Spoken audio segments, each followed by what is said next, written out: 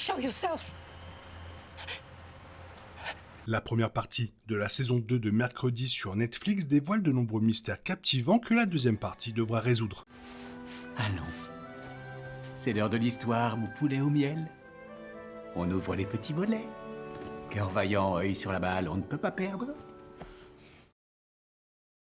Après près de 3 ans d'attente, la série à succès de Netflix est de retour, ramenant les fans à l'école marginale Nevermore Academy. Heureusement, la première partie de la saison 2 valait la peine d'attendre, offrant à Mercredi un nouveau mystère passionnant. Mercredi Adams devra découvrir qui a pu causer la mort d'Enid et l'arrêter avant qu'il ne lui fasse du mal. Par un retournement de situation surprenant, la première partie de la saison 2 révèle l'identité de la Vierge. Je m'attendais à ce que cela se prolonge dans la deuxième partie. Toutefois, ce n'est pas parce qu'un mystère est résolu qu'il n'y a pas beaucoup d'autres choses à explorer dans la deuxième partie de la saison 2. La série a laissé de nombreux mystères non résolus et de grandes questions sans réponse. Mercredi Adams passe l'été entre les saisons 1 et 2 à utiliser ses pouvoirs psychiques, au point de se mettre à pleurer des larmes noires dans la saison 2. Même si Morticia tente de la guider pour développer progressivement ses pouvoirs, elle ne tient pas compte des avertissements de sa mère. Au lieu de cela, Mercredi abuse de ses pouvoirs trop souvent qu'elle les perd. Lorsque ses visions psychiques disparaissent, Mercredi décide que la solution se trouve dans le grimoire de Goody. Malheureusement, elle perd le duel les yeux bandés, ce qui oblige Morticia à garder le livre, puis à le brûler sous les yeux de la grand-mère. La deuxième partie de la saison 2 devra clarifier si les pouvoirs de l'adolescente ont définitivement disparu ou s'ils peuvent être récupérés. S'il est intéressant de voir Mercredi enquêter sur ses pouvoirs psychiques, et j'espère qu'elle pourra redevenir médium avec l'aide de Morticia, ou peut-être même de sa tante Ophélia, ce qui lui donnerait une nouvelle guide spirituelle. Dès l'apparition de Barry Dort à l'écran, j'ai soupçonné que quelque chose n'allait pas. L'acteur Steve Buscemi a souvent incarné des méchants ou des personnages à la morale douteuse que j'ai immédiatement remis en question les intentions de son personnage dans la saison 2. De plus, il fait beaucoup trop d'efforts pour paraître amical envers les élèves. La première partie de la saison 2 renforce les soupçons sur le personnage. Dort n'a eu aucun mal à manipuler Bianca pour qu'elle utilise son chant de sirène en menaçant sa bourse, ce qui le rend déjà terrible. De plus, l'appel téléphonique à la fin de la première partie de la saison 2 était vraiment douteux. La deuxième partie de la saison 2 doit révéler ce qui se passe avec Barry Dort. Nous avons besoin de réponses sur cet étrange appel et sur les raisons pour lesquelles il tient tant à faire venir la mère de Morticia à l'école. De plus, la série devrait clarifier les raisons pour lesquelles il est devenu directeur de la Nevermore Academy et expliquer comment il peut justifier sa décision de manipuler Bianca. Mais j'ai quand même l'impression que la résolution de ce mystère sera assez simple, voire décevant. Je le garde pour moi. L'histoire de Pugsley dans la première partie de la saison 2 était centrée sur son nouveau zombie de compagnie, qu'il avait accidentellement réanimé grâce à ses pouvoirs électriques. Durant la première moitié de la saison, Slurp le zombie a tué de nombreuses personnes, dévorant leur cerveau. Le plus surprenant, c'est que chaque meurtre le rend un peu plus humain qu'avant. Son cerveau se régénère rapidement, il paraît moins décomposé à chaque meurtre. À la fin de sa série de meurtres à l'hôpital psychiatrique, il prononce ses premiers mots. Cela a donné naissance à la théorie selon laquelle Slurp redeviendra humain s'il mange suffisamment de cerveau.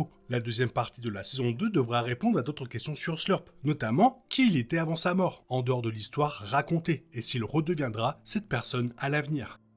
En parlant des premiers mots de Slurp, le zombie attaque plusieurs personnes alors qu'il s'échappe de l'hôpital psychiatrique. L'une de ses victimes était Augustus Stonehurst. Slurp a dit à Augustus « Bonjour, vieil ami » avant de le tuer. Cela implique que Slurp, qui qu'il soit de son vivant, entretenait une relation avec Augustus. Si la rumeur concernant l'homme sous l'arbre en forme de crâne est vraie, c'était un inventeur de génie, puisque Augustus était responsable du projet Lois, qui a fait de sa fille la première normie devenue marginale, il est plausible qu'il ait bénéficié de l'aide d'un initié de génie. Slurp, avant sa mort, a peut-être conspiré avec Augustus sur Lois. Après tout, un scientifique désireux de créer un cœur mécanique n'aurait peut-être aucun scrupule à jouer avec la biologie. Toutefois, ce n'est qu'une théorie basée sur la déclaration du zombie, à laquelle la deuxième partie de la saison 2 devra répondre. Puisqu'il n'était pas mort dans la saison 1, il semblait évident que Hyde reviendrait dans la saison 2. Sa réapparition n'a pas déçu. Interné de force dans un hôpital psychiatrique, il représente un danger pour les autres. Toutefois, à la fin de la première partie de la saison 2, il s'échappe de ses chaînes, tue Marilyn et attaque Mercredi. Comme on le voit dans le teaser de la seconde partie, il semble qu'il sera libre dans la seconde moitié de la saison, mais pas au top de sa forme. La deuxième partie de la saison 2 doit donc répondre à la question de savoir ce que Tyler a fait pour le mettre dans cet état. Il semble avoir une vendetta contre Mercredi et les autres étrangers qui l'ont vaincu. La Vierge et Tyler pourraient tous deux présenter des menaces majeures dans la seconde moitié de la saison 2. Comme mentionné précédemment, Tyler a tué Marilyn avant de s'échapper de l'hôpital psychiatrique. Ce n'aurait pas été particulièrement notable si elle n'était pas censée être sa maîtresse. Si Marilyn disait la vérité au début de la saison 2, Anne Hyde éprouverait une douleur indicible et se condamnerait à la mort de son maître. Dans ce contexte, la deuxième partie de la saison 2 doit clarifier si Marilyn était encore réellement la maîtresse de Tyler. Si elle l'était, cela soulève une autre question. Comment a-t-il pu la tuer? Si elle ne l'était pas, la série doit nous révéler qui est le véritable maître de Tyler. Cela ouvre de nombreuses possibilités narratives.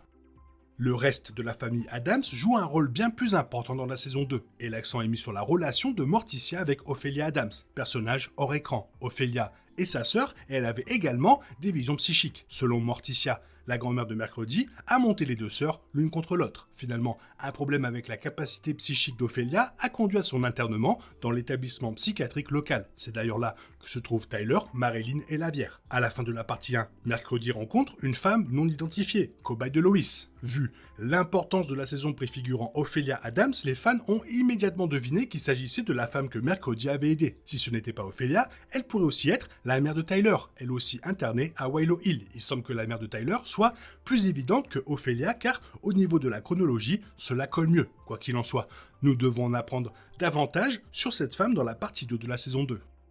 Dans la saison 1, on insiste beaucoup sur le fait que les normies ne vont pas à l'académie Nevermore. On insiste à plusieurs reprises sur le fait que Marilyn Thornhill fut la première normie à y être allée. On sait aussi que Morticia et Gomez se sont rencontrés alors qu'ils sont allés ensemble à Nevermore. Cela implique que Gomez possède lui aussi un pouvoir ou bien une histoire qui lui donnerait l'étiquette d'étranger. Cependant, le pouvoir de foudre a sauté une génération. La deuxième partie de la saison 2 doit révéler comment Gomez Addams est entré à l'académie Nevermore. S'il n'avait pas de pouvoir, Mercredi a été admise grâce à ses actions dans d'autres écoles sans qu'elle soit au courant de ses capacités psychiques. Enid a été admise parce qu'elle avait le potentiel d'être un loup-garou, même si elle ne s'était jamais transformée avant la saison 1. J'aimerais savoir ce que Gomez a fait pour se retrouver à l'école et donc savoir quel pouvoir particulier, si c'est le cas, il a.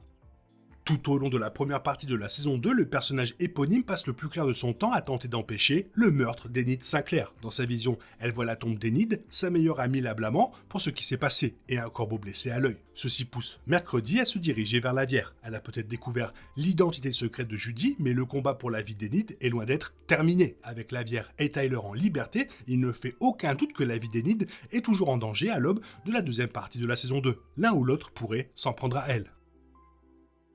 Et oui, pas mal de réponses à nous donner dans la partie 2 de la saison 2, en espérant que cela se fasse, et en espérant qu'elle sera à la hauteur de la première partie. Toi, qu'est-ce que tu en penses? Qu'est-ce que tu aimerais voir? Quelles sont tes intuitions? Fais-le moi savoir dans la zone commentaire, sinon comme d'habitude, bisous bisous, bye bye. Il est impossible de compter sur les autres de nos jours, on est obligé de tout faire soi-même. Je me trompe? Rien de grave, j'avais tout prévu. Où va le monde, je vous le demande.